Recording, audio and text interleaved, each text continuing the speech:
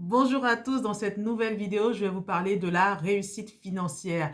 Je vais te donner quelques astuces, quelques conseils pour la réussite financière. C'est vrai que ces genres de conseils ou ce genre d'informations, on ne les trouve pas partout. On les trouve quand on se forme, quand on va regarder certains livres particuliers ou alors quand vous vous approchez de personnes qui ont réussi dans leur vie. Alors, quand on parle de réussite financière, effectivement, je vais parler d'argent.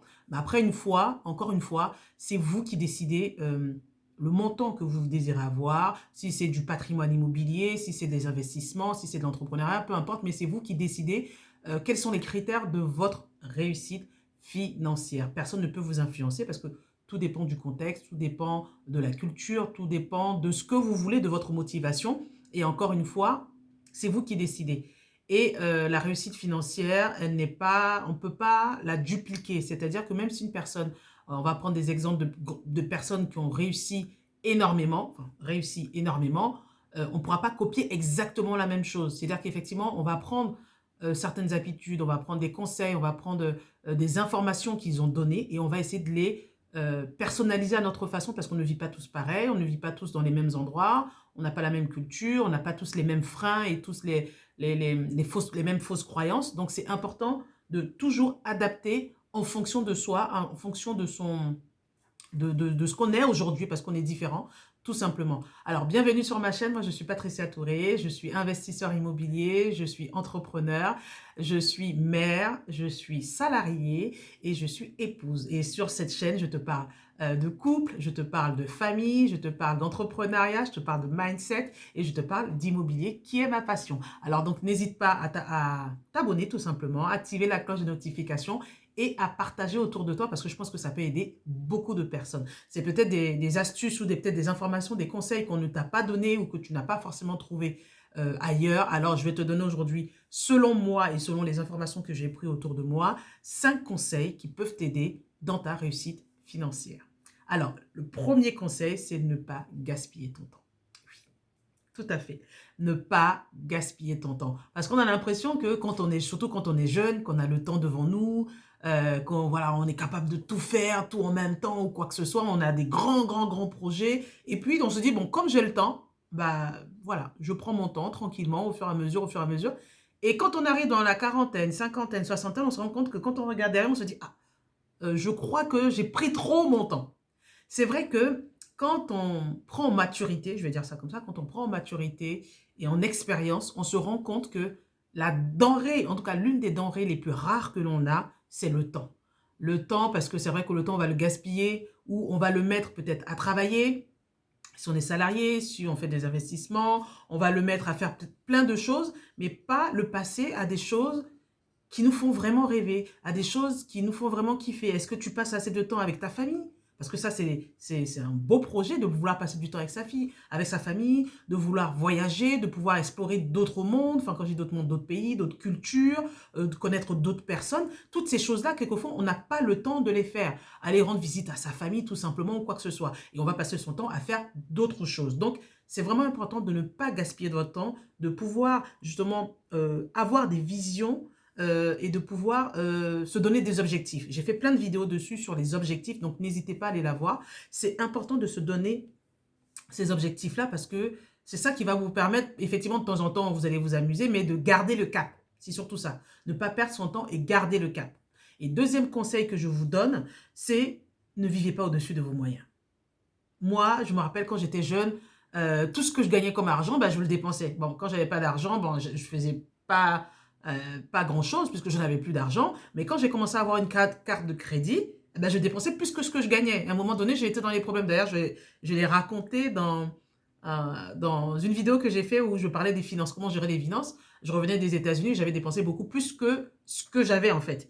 Et donc là, j'ai commencé à avoir des problèmes et j'ai vu l'importance quand on dit, quand ma mère, elle nous disait souvent, ne vivez pas au-dessus de vos moyens. Tu gagnes 1000 euros, ben, tu as droit qu'à 1000 euros. Si tu veux avoir plus, ben, quand je dis tu travailles plus, tu travailles différemment. Voilà, tu travailles différemment pour avoir plus. Ou alors tu investis réellement, autrement, pour avoir plus. C'est ça l'intérêt. Donc, ne pas vivre au-dessus de vos moyens parce que ça va vous plomber financièrement, mentalement et socialement, ça va vous éloigner d'une partie des activités, de pas mal de choses que vous pouvez faire. Donc, ne vivez pas au-dessus de vos moyens. C'est vraiment très important. Faites un budget, clarifiez vraiment vos dépenses. En plus, j'en ai fait aussi encore une vidéo sur la gestion des finances. Vous allez vraiment trouver tout ça sur ma chaîne YouTube quand vous allez fouiller un peu dans les vidéos, où j'ai dit il faut vraiment faire un budget, vraiment tout calculer pour savoir effectivement ce que vous dépensez et ce que vous économisez, et ce que vous épargnez aussi, c'est très important. Troisième astuce que je peux vous donner, conseil que je peux vous donner, c'est qu'il n'y a pas besoin d'avoir de grands diplômes. On a toujours l'impression, et ça c'est vrai qu'on a une éducation par nos parents où il faut faire des grands diplômes, il faut être docteur, il faut être avocat, il faut être ministre ou je ne sais pas quoi, comme si les grands diplômes permettaient de réussir financièrement. Non, ce n'est pas la réalité. Et ce qu'on remarque dans la plupart des statistiques, qu'on remarque des études, c'est que la grande majorité des millionnaires, voire même des milliardaires sur cette terre, pour certains n'ont même pas eu le bac. Tout se passe dans la tête en fait. Tout se passe dans la tête.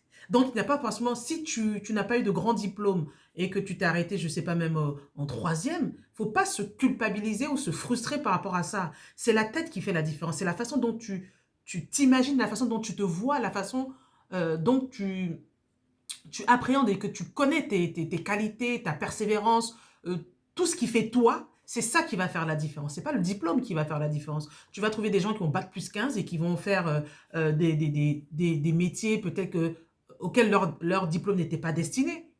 Donc, il ne faut pas se bloquer par rapport au diplôme. Ce ne sont pas les diplômes qui définissent si oui ou non tu vas réussir financièrement. Donc, il faut t'enlever ça de la tête et c'est très important. Et le quatrième conseil que je peux te donner, c'est d'arrêter de croire que l'on peut devenir riche par accident.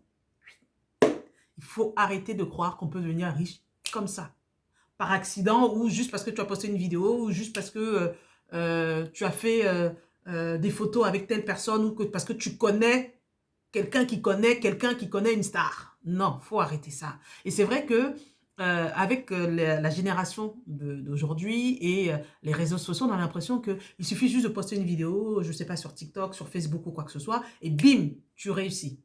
Encore une fois, la réussite, c'est vraiment subjectif. C'est toi qui détermines ce que c'est que la réussite financière. Donc, on a l'impression qu'on devient riche par accident. Non. Comment dire? La richesse, je pense qu'on l'a, c'est sur le chemin vers l'enrichissement. C'est-à-dire que la richesse, c'est pas, comment dire, c'est pas le but même réel. C'est-à-dire qu'une fois que tu es riche, bon, bah, oui, tu es riche. Et pour moi, l'enrichissement, le fait d'être riche, c'est le cheminement que tu prends au fur et à mesure pour arriver à cet objectif-là. C'est ça qui t'enrichit réellement. Parce que si demain, tu deviens riche, par exemple, je ne sais pas, tu gagnes 5 millions d'euros tous les mois et que tu perds cette richesse-là.